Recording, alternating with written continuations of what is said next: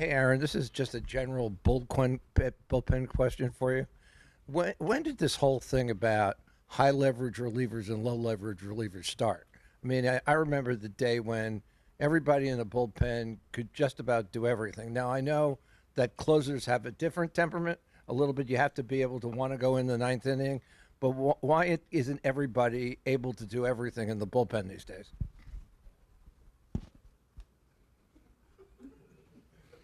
I mean, that's sports. That's what separates great from good, good from average, average from not here. I mean, that's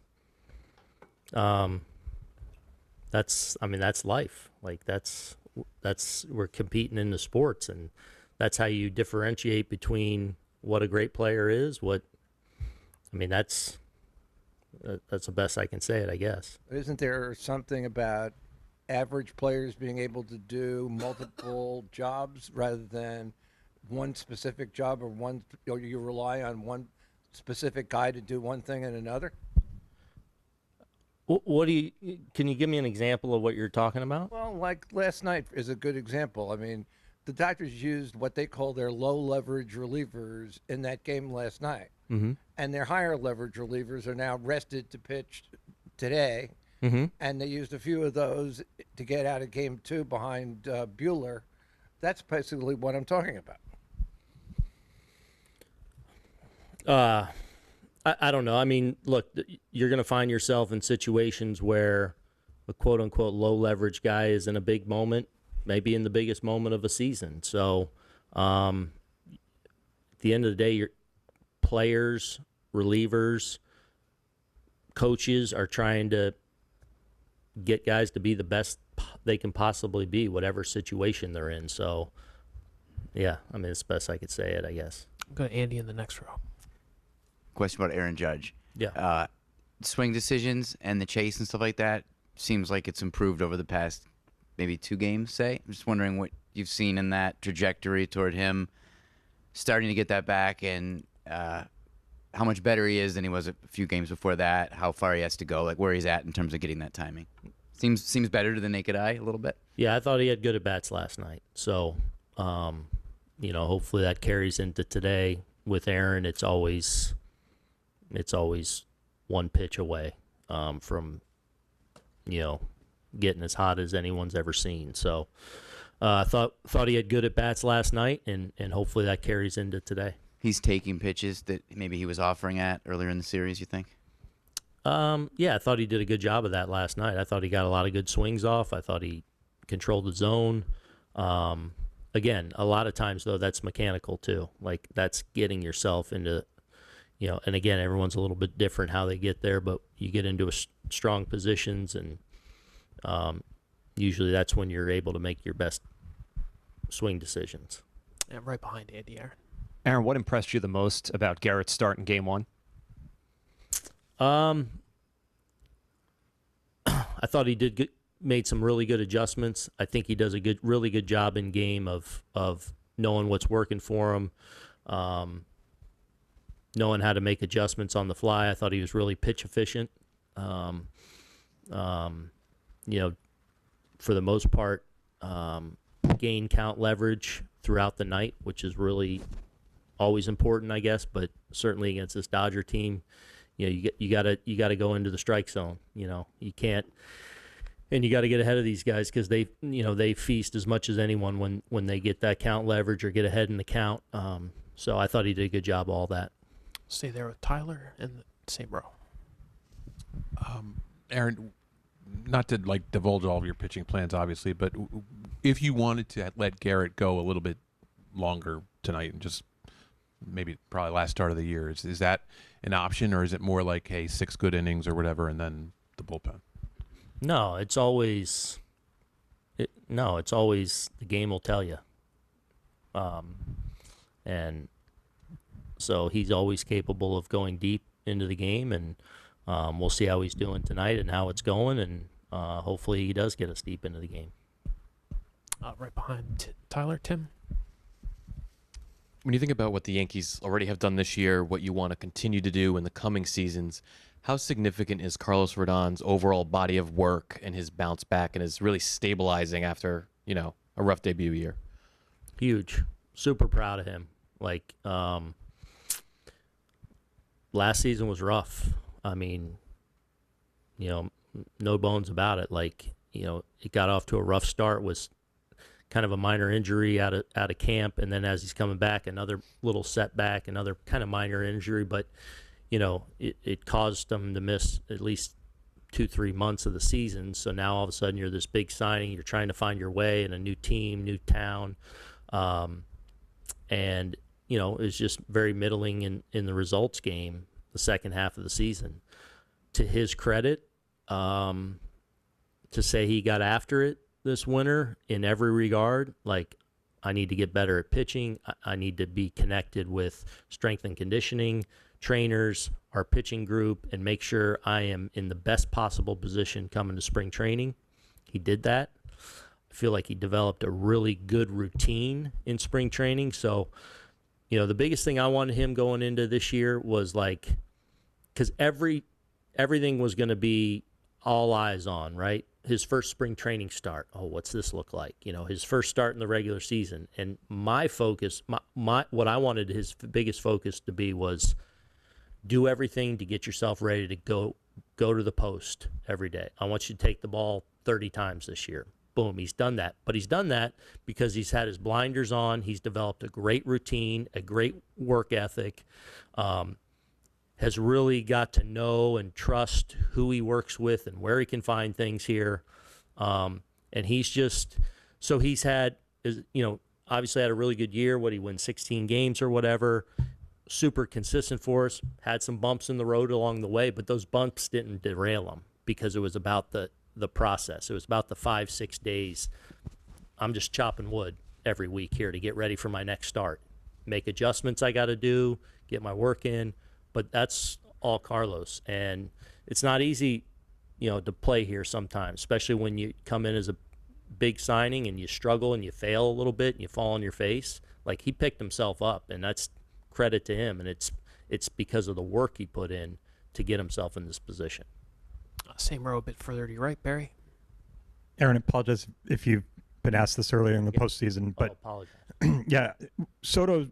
Watching a season's worth of Soto's at bats, like, what did you grow to appreciate, and then maybe apply that to meeting the moment in the postseason? Yeah, the combination of like the battle that ensues and but a theatrical element to it too.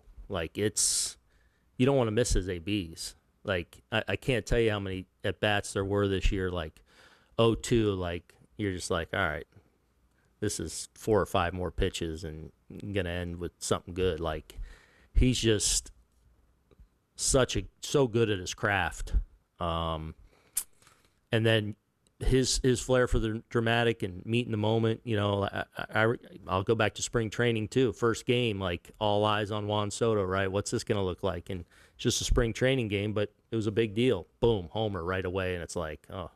Okay, go to Houston, opening day, boom, big hit after big hit, big throw out at the plate. Like, he's had so many, like, here's the big spot moments throughout the year, obviously in Cleveland, in the clincher.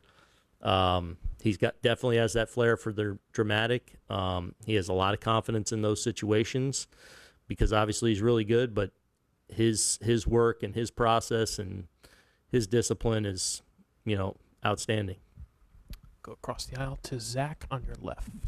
What have you just thought of overall the year Verdugo has had, and especially kind of what he's done for you in the playoffs?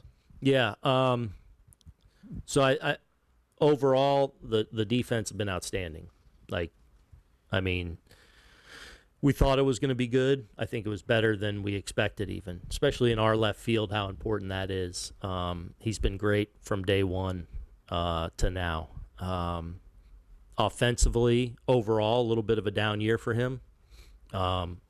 Really, I thought got off to a really good start the first couple of months.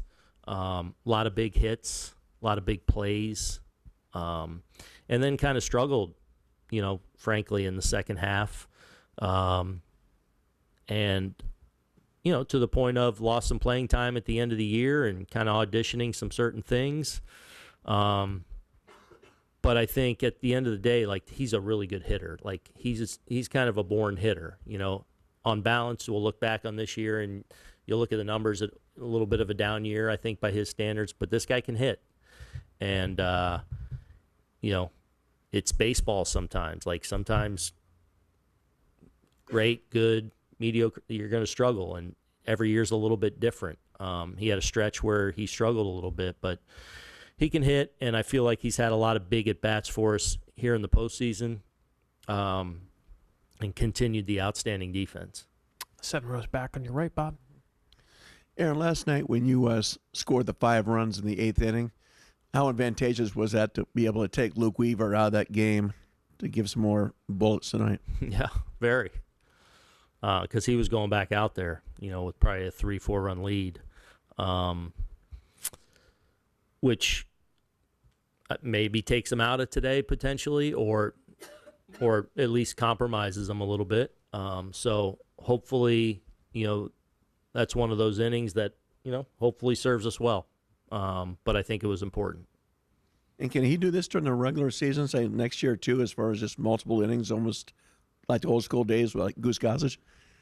I mean, I think he's capable of it. It's just tough to say. I mean, a lot of that's dependent on what the makeup of your team and your bullpen and time and place in the season. So, like, what makes more sense? Is it to have him 2 out of 3 days to be able to close, and 1 inning scenarios?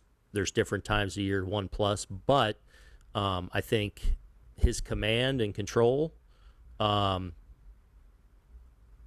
allow him to be efficient enough to where, and his athleticism allows him to be efficient enough to where I think there's a lot of times where, for example, this year he's gone 4 outs or 5 outs, whatever it may be, and typically he's very pitch efficient, so it lends itself to being able to do that a little bit. We'll finish up with Eric up front on the right, and then Yvonne.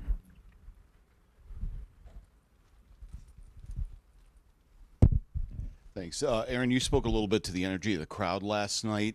Upon further reflection, how impactful was that, particularly after Volpe, and how much carryover do you think going into today and having sort of a different energy than maybe Monday? Yeah. I think the way I said it is, like, I felt like they were waiting for like 48 hours to erupt, and obviously we didn't get much going in Game 3, and kind of fell behind and didn't push anything across until Doogie's homer in the 9th. So I felt like the homer definitely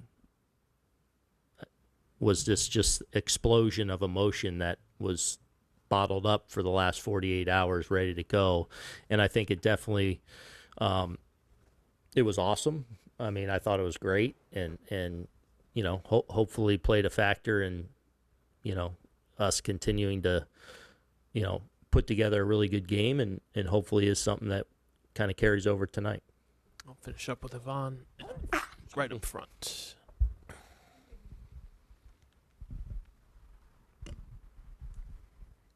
Aaron, I'd like to know your opinion about that incident that happened last night between Mookie Betts and the Yankees fans, if you have one.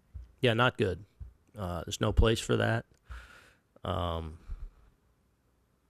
I mean, simple as that. Like, come here, cheer, root for your team, whatever. No place for that.